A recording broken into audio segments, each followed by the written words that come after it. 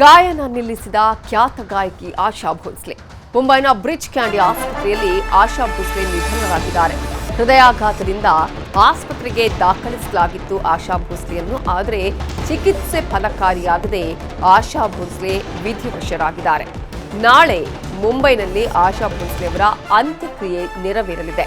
ಸಂಜೆ 4 ಗಂಟೆಯವರೆಗೆ ಸಾರ್ವಜನಿಕ ದರ್ಶನಕ್ಕೂ ಕೂಡ ಅವಕಾಶವನ್ನ ಕಲ್ಪಿಸಲಾಗಿದ್ದು 4 ಗಂಟೆ ಬಳಿಕ ಶಿವಾಜಿ ಪಾರ್ಕ್ನಲ್ಲಿ ಅಂತಿಮ ವಿಧಿವಿಧಾನವನ್ನ ನೆರವೇರಿಸಲಾಗುತ್ತೆ. ಹಿಂದಿ ಅಷ್ಟೇ ಅಲ್ಲ, ಕನ್ನಡ ಗೀತೆಯನ್ನು ಹಾಡಿದ್ರು ಖ್ಯಾತ ಗಾಯಕಿ ಆಶಾ ಭೋಸ್ಲೆ. ನಾನು ಯಾವತ್ತೂ ಅವ್ರನ್ನ ನೇರವಾಗಿ ಮೀಟ್ ಮಾಡಿಲ್ಲ. ಅವ್ರ ಹಾಡುಗಳು ತುಂಬ ಕೇಳಿದ್ವಿ, ದೊಡ್ಡ ಫ್ಯಾನ್ ಅವ್ರಿಗೆ.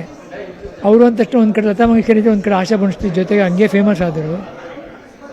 ಆಶಾ ಭೋಸ್ಲೆ ತುಂಬ ವೆರೈಟೀಸಾಗಿ ಆಡ್ತಿದ್ರು. ಒಂದೇ ಸಾಫ್ಟ್ ಸಾಂಗ್ ಅಲ್ಲದೆ ಕ್ಲಬ್ ಸಾಂಗ್ಗಳು ಎಲ್ಲ ಥರ ಸಾಂಗ್ ಹಾಡ್ತಾಯಿದ್ರು. ನಮ್ಮ ತಂದೆಗೆ ಭಾಳ ಇಷ್ಟ ಆಶಾ ಭೋಸ್ಲೆ. ಆಮೇಲೆ ಅವರು ಭೇಟಿಯಾಗಿದ್ದಾರೆ, ಅವ್ರನ್ನೆಲ್ಲ ನಾವು ನೋಡಿಲ್ಲ. ಇಂಡಸ್ಟ್ರಿಗೆ ತುಂಬ ದೊಡ್ಡ ಲಾಸು. ಸರಸ್ವತಿ ಅವರು ವಿದ್ಯೆಯಲ್ಲಿ, ಹಾಡಲ್ಲಿ ಸರಸ್ವತಿ ಅವರು.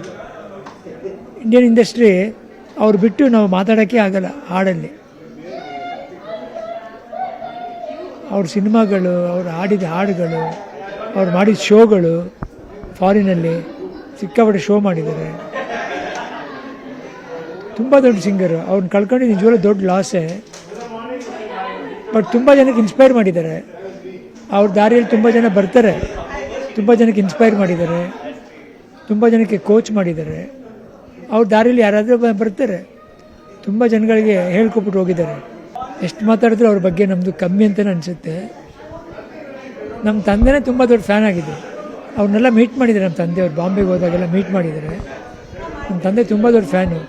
ಒಂದು ಕಡೆ ಲತಾ ಮಂಗೇಶ್ಕರ್ ತೂಗ್ತಾಯಿದ್ರು, ಇನ್ನೊಂದು ಕಡೆ ಆಶಾ ಭೋಸ್ಲೆ ತೂಗ್ತಾಯಿದ್ರು. ಎಷ್ಟು ದೊಡ್ಡ ಸಿಂಗರ್ ಅವರು. ಇವತ್ತು ಅವ್ರು ಇಲ್ಲ ಅಂದರೆ ಅದು ನಂಬೋಕ್ಕೆ ಆಗಲ್ಲ. ಬಟ್ ಅವ್ರ ಹಾಡುಗಳು ಜೀವಂತವಾಗಿರುತ್ತೆ. ಇನ್ನೂ 100 ವರ್ಷ ಹೋದರೂ ಜೀವಂತವಾಗಿರುತ್ತೆ. ಅದು ಗುಣಗಾನ ಮಾಡ್ತಾ ಇರ್ತೀವಿ, ನಮ್ಮ ಕಿವಿ ತುಂಬ ಕೇಳ್ತಾ ಇರ್ತೀವಿ. ಇವತ್ತು FM ರೇಡಿಯೋಗಳಲ್ಲಿ ಬರ್ತಾ ಇರ್ತದೆ. ಅವರು ದೊಡ್ಡ ಸಿಂಗರ್. ಅವ್ರದ್ದು ಗುಲಾಮ್ ಅಲಿ ಜೊತೆ ಒಂದು ಹಾಡು ಹಾಡಿದ್ದಾರೆ, ಅದ್ಭುತವಾಗಿ ಹಾಡಿದ್ದಾರೆ. ನಮ್ಮ ತಂದೆಗೆ ಭಾಳ ಫೇವ್ರೇಟ್ ಅದು. ಗುಲಾಮ್ ಅಲಿ ಜೊತೆ ಹಾಡಿದ್ದಾರೆ ಅವರು. ನಮ್ಮ ತಂದೆಗೆ ಫೇವ್ರೇಟ್ ಅದು. ತುಂಬ ದೊಡ್ಡ ಸಿಂಗರ್ ಕಳ್ಕೊಂಡ್ವಿ. ಸಿನಿಮಾಗಳನ್ನ ಹತ್ರ ಕೊಡ್ತಾ ಹೋಗುತ್ತೆ, ಒಳ್ಳೊಳ್ಳೆ ಹಾಡುಗಳು ಕೊಡ್ತಾ ಹೋಗುತ್ತೆ. ಕೊಟ್ಟಾಗ ನಾವು ಎಲ್ಲರೂ ಸೇರಿಕೊಂಡು ಮ್ಯೂಸಿಕ್ಕು, ಲಿರಿಕ್ಸು ಎಲ್ಲ ಸೇರಿಕೊಂಡು ಒಂದು ಸಾಂಗ್ ಹಿಟ್ ಆಗುತ್ತೆ. ನೋಡಿ ಎಂಥ ಕೋಇನ್ಸಿಡೆನ್ಸ್ ನೋಡಿ. ಇವತ್ತೇ ಹೋಗ್ಬೇಕು ಅವರು.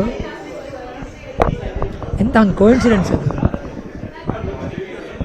No, she is a good singer, legendary, nearly 92 years age, and very Asha Bhosle and both sisters, Asha Bhosle, Lata Mangeshkar, both sisters are very good singers, and they brought the name and fame to the country. So my deep condolences in these circumstances. I wish that her family will tolerate whatever this incident is happened. ಆಶಾ ಭೋಸ್ಲೆ ಅವರು ಇವತ್ತು ನಿಧನರಾಗಿದ್ದಾರೆ ಅಂತ ಮಾಹಿತಿ ಬಂದಿದೆ. ಇಡೀ ದೇಶಕ್ಕೆ ಮನೋರಂಜನಾ ಕ್ಷೇತ್ರದಲ್ಲಿ, ಸಾಂಸ್ಕೃತಿಕ ಕ್ಷೇತ್ರದಲ್ಲಿ ಅವ್ರದ್ದೇ ಆದಂಥ ಒಂದು ದೊಡ್ಡ ಕೊಡುಗೆ. ಸಾವಿರಾರು ಗೀತೆಗಳನ್ನು ಹಾಡಿದ್ದಾರೆ.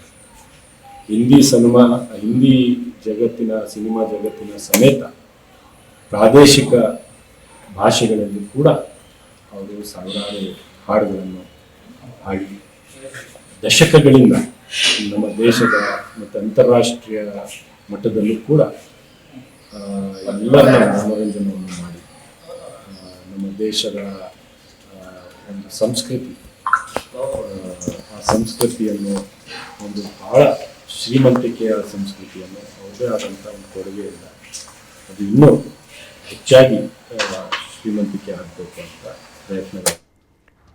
80 ವರ್ಷಗಳಿಗಿಂತಲೂ ಹೆಚ್ಚು ಕಾಲ ವೃತ್ತಿಯಲ್ಲಿ ಇದ್ದು ತನ್ನ ಹಾಡಿನ ಮೂಲಕ ಜನರ ಮನಸ್ಸನ್ನು ಗೆಲ್ಲುವುದು, ತನ್ನ ಕಂಠದ ಮೂಲಕ ಜನರ ಮನಸ್ಸನ್ನು ಗೆಲ್ಲುವುದು ಅಂತ ಹೇಳಿದ್ರೆ ಅದು ಸುಲಭದ ಮಾತಲ್ಲ.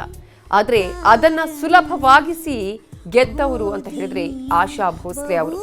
ತನ್ನ 10ನೇ ವರ್ಷದಲ್ಲೇ ಚಿತ್ರರಂಗಕ್ಕೆ ಅವರು ಪದಾರ್ಪಣೆ ಮಾಡ್ತಾರೆ, ಹಾಡನ್ನ ಹಾಡ್ತಾರೆ. ಅಂತಹ ಆಶಾ ಭೋಸ್ಲೆ ಅವರು ಮೊದಲಿಗೆ ಒಂದಷ್ಟು ನೃತ್ಯಗಳಿಗೆ ಹಾಡನ್ನ ಹಾಡಿದ್ರು ಅಂದ್ರೆ ಹಿಡಿದ್ರು ಕೂಡ, ಅಂದ್ರೆ ನಾವು ಏನು ಕೆಲವು ಡಾನ್ಸ್ಗಳು, ಕೆಲ ಸಿನಿಮಾಗಳಿಗೆ ಇದೇ ರೀತಿಯ ಡಾನ್ಸ್ಗಳು ಅಂತ ಏನು ಹೇಳ್ತೀವೋ ಆ ರೀತಿಯಾದಂತಹ ಡಾನ್ಸ್ಗಳಿಗೆ ಹಾಡನ್ನ ಹಾಡಿದ್ರು ಕೂಡ ಕ್ರಮೇಣವಾಗಿ ಶಾಸ್ತ್ರೀಯ ಸಂಗೀತ ಆಗಿರ್ಬೋದು, ಇತರೆ ಹಾಡುಗಳನ್ನು ಕೂಡ ಹಾಡಿ ಜನರ ಮನಸ್ಸಿನಲ್ಲಿ ಅಚ್ಚಳಿಯದೆ ಉಳಿದಂತಹ ಗಾಯಕಿ. ಆದರೆ ಹಲವು ದಿನಗಳಿಂದಲೂ ಅವರ ಆರೋಗ್ಯದಲ್ಲಿ ಏರುಪೇರಾಗ್ತಾ ಇತ್ತು, ಹೃದಯಾಘಾತ ಆಗಿತ್ತು, ಅವರನ್ನು ಆಸ್ಪತ್ರೆಗೆ ದಾಖಲಿಸಲಾಗಿತ್ತು. ಆದರೆ ಚಿಕಿತ್ಸೆ ಫಲಕಾರಿಯಾಗದೆ ಆಶಾ ಭೋಸ್ಲೆ ಅವರು ವಿಧಿವಶರಾಗಿದ್ದಾರೆ ತನ್ನ 92ನೇ ವಯಸ್ಸಿನಲ್ಲಿ.